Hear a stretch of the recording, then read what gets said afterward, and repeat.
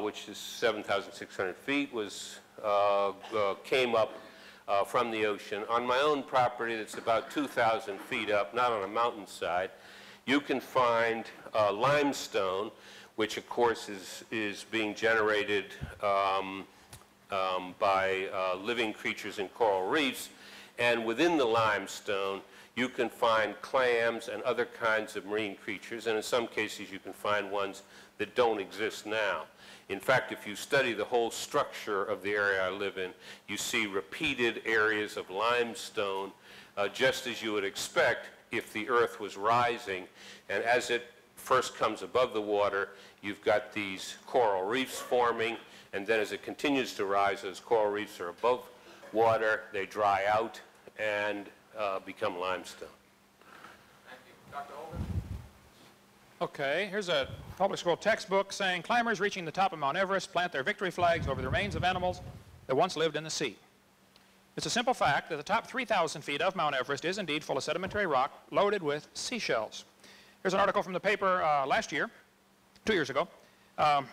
Paleontologist, whatever his name is here, rests on a giant fossil oyster found in Peru. More than 500 giant fossil oysters were found 2 miles above sea level, some of which are 11.5 feet wide and 661 pounds. Well, interesting. These oysters are in the closed position. Petrified clams in the closed position are found all over the world, including the top Mount Everest. Now, when a clam dies, it opens. You can walk along the beach and find a billion seashells. You hardly ever find a matched pair, and you don't find them closed if they're dead. They open, the muscle relaxes, it's just a natural response. So I think the best explanation of petrified clams, and sometimes they're found up to 10 feet thick, solid petrified clams, jammed in there, closed and petrified. To me, it's not a problem. The flood would have underwater, what are called turbidity currents, mudslides underwater, move incredibly fast. There was one turbidity current that cut the transatlantic cable years ago. They said it had to move 70 miles an hour underwater, the mud flow. I think during the flood in the days of Noah, you would get incredible turbidity currents that would bury beds of clams, and when they wake up dead, they can't open. And so they end up getting petrified. And then the Bible says in Psalm 104, the mountains arose, the valleys sank down, and the petrified clams on top of Mount Everest are absolutely no problem for my worldview. Okay, thank you. Next question. Next question is for Ken Hoven, Dr. Ken Hoven. Please explain the assumptions in carbon-14 dating. I have about, so, who knows, 5,000 or 6,000 or 7,000 slides in my presentation. So it would really help if you ask the questions in the same order that I have the same in the answers, you know. Carbon dating is based on quite a few obvious assumptions. I'll give you a quick analogy. I covered this for an hour on video number 7 if you want to get the good detail. If I asked you to fill a barrel with water, but I had drilled holes in the barrel, while you're filling it, it's leaking. At some point, you're going to reach a stage called equilibrium. You can't fill it past that point unless you speed up the intake or cut down the outgo. The atmosphere is receiving carbon-14. It's actually being manufactured by radiation striking nitrogen, and it's turning it into carbon-14, which is a radioactive isotope, unstable, lasts 5,730 years, according to most scientists. Well, at some point, the Earth's atmosphere would have to reach equilibrium. If you just created a brand new planet Earth, stuck it out there, poof, got it spinning around the sun. Willard Libby did quite a bit of study on this. He invented carbon dating. And they said it would take about 30,000 years for the atmosphere to reach equilibrium. In other words, it's being created and being destroyed simultaneously. So within 30,000 years, the atmosphere would equalize. Then Willard Libby said, well, we know the Earth is millions of years old. Mistake number 1. Therefore, we can ignore the equilibrium problem. Mistake number 2. Earth's atmosphere has still not reached equilibrium. Radiocarbon is forming 28 to 37% faster than it's decaying. Carbon dating is an excellent proof the Earth is less than 30,000 years old, probably much less than 30,000 years old. When you go to date animals to test their age with carbon dating, you get really wild numbers. I don't have time to go through all the other assumptions based on like the rate of burn, etc. But I can just give you a few examples showing you that it doesn't work. Living mollusk shells, carbon dated 2,300 years old. Freshly killed seal, carbon dated 1,300 years old. Shells from living snails, carbon dated 27,000 years old. This guy said if a carbon date supports our theories, we put it in the main text. If it does not entirely contradict them, we put it in a footnote. If it's completely out of date, we just drop it. This guy says, no matter how useful it is, the radiocarbon method is still not capable of yielding accurate and reliable results. There are gross discrepancies. Their chronology is uneven and relative, and the accepted dates are actually selected dates. The whole blessed thing is nothing but 13th century alchemy. It all depends upon which funny paper you read. Here's one part of a mammoth, 29,000 years old, another part's 44,000, same animal. That's a slow birth. 30 seconds. Well, we could talk here a long time. Geologic column, no, here's, okay. The lower leg of a mammoth dated 15,000 years old. The skin was 21,000. It just doesn't work. I'm sorry, it doesn't work. Thank you.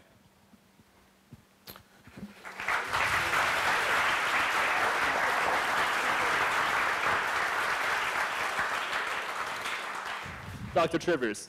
Yes, I'll just simply urge you who are interested in the latest set of lies from A Liar for Jesus, go to www.talkorigins.org, and that'll give you references also to the literature that he's very selectively and in some cases grossly inaccurately referring to. I don't have any more to say about that.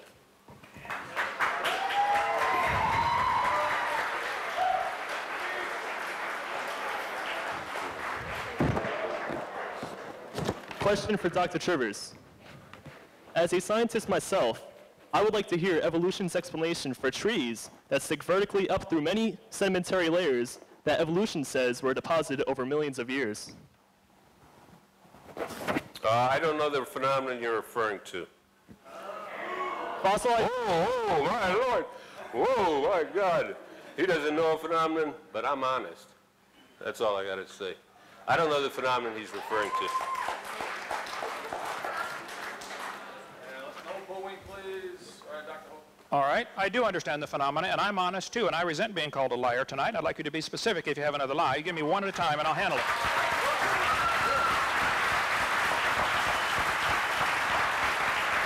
You're a liar when you say no one has found a single beneficial mutation. You're a liar when you're saying that someone with a beneficial mutation has to mate with someone else with a beneficial mutation. That's a specific example. That's two examples. We will get back to that if time permits. I would like to see this beneficial mutation. The textbooks will teach the kids that the layers of strata are different ages. This is taught uniformly all over the world, that the layers are different ages. And yet, all over the world, in Germany, France, British Isles, Nova Scotia, California, and several eastern states, petrified trees are found in the vertical position running through multiple rock layers. Yellowstone has 27 consecutive layers of these trees at Specimen Ridge.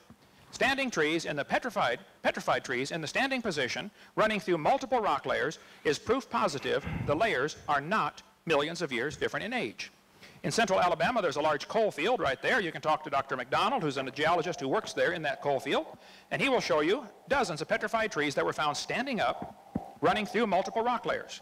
The kids have been taught for years that the Blue Creek and the Mary Lee Formation are different ages, and yet when you put all the fossils together, you get sample A, B, C, D, E, F, G. You can prove positively those layers formed quickly. Petrified trees 30 feet tall found in Cookeville, Tennessee, standing up. Joggins, Nova Scotia is famous for its petrified trees in the vertical position. They're called polystrata fossils. Why students are taught, why people are allowed to teach that each of those rock strata are a different age, I don't know, but they are not. It is not common sense. Sometimes the trees are upside down running through many rock layers. Well, They are not, the rock layers are not different ages, but the whole theory of evolution rests on the assumption that the geologic column is accurate. And that was proven, that was developed by Charles Lyell and others back in the 1830s, way before there ever was a carbon dating, potassium argon dating, or rubidium strontium dating, or any other thing else. Okay? Okay, next.